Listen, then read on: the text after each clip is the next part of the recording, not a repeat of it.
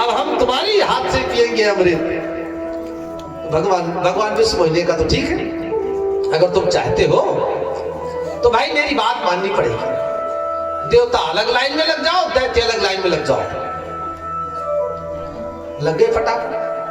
जाकर के धीरे से दैत्यों के कान में कहा कि देखो,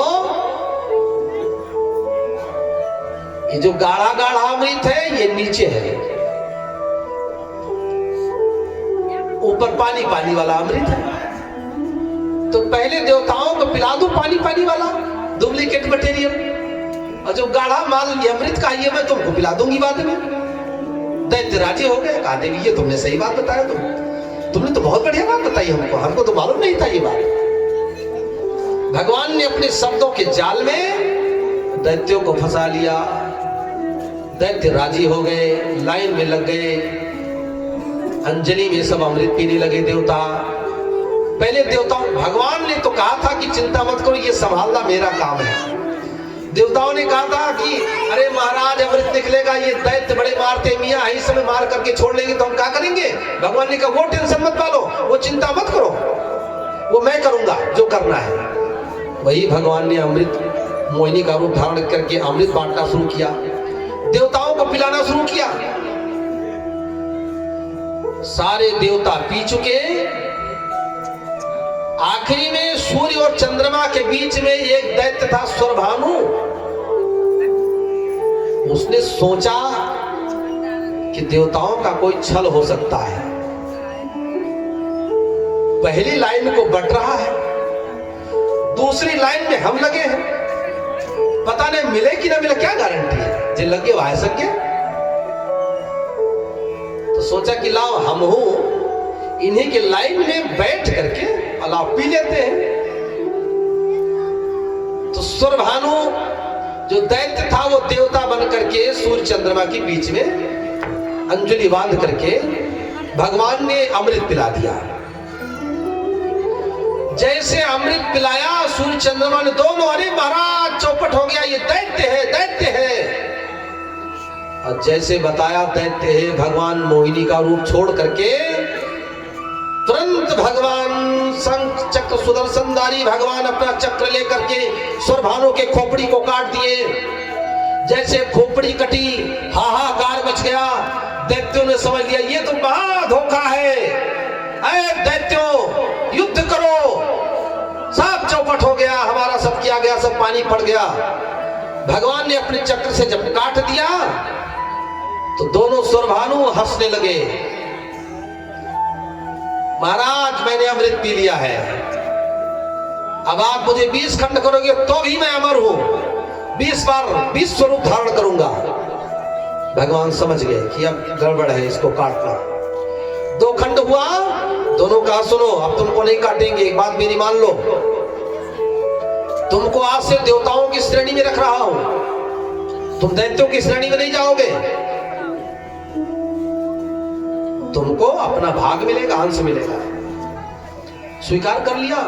और उसी को एक को राहु का नाम दिया, एक का केतु का नाम दिया। तब से वो दैत्य के पंखत से अलग हो गया, देवता में आ गया, लेकिन क्रूर देवता में आने लगे। राहु केतु ये क्रूर देवता माने जाते हैं दैत्य होने के कारण से। कथा समझ में आ रही है? नहीं समझ में आ रही तो मुंडा हिलाओ। हा? समझ में आ रही है? रघुनाथ भगवान की जय। अभी हमने सुना एक कथा हुई थी, तो कई लोग बता रहे थे कि महाराज हमको समझ में नहीं पावा। तो हमने कहा कि भैया हम भी पूछ लेते बीच बीच में कि कथा समझ में आ रही कि नहीं आ रही, जानकारी दिया करें जरूर। नहीं समझ में आ रही तो टाइम बर्बाद करना है, लेकिन एक फायदा है। भगवान कहते हैं, लिखा है कि भाव कुभाव अनख आलस हो,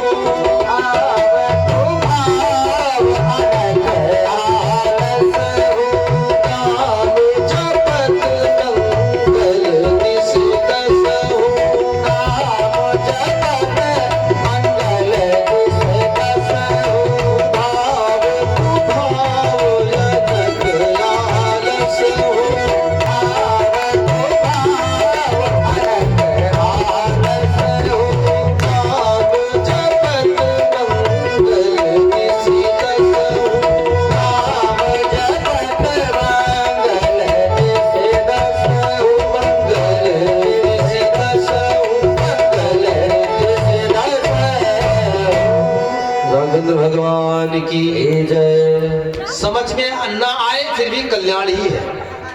भगवान नाम जपते हैं, शांति से बैठे हैं, पुण्य प्राप्त होगा, प्रसाद प्राप्त होगा, कुल मिलाकर के फायदा ही फायदा है।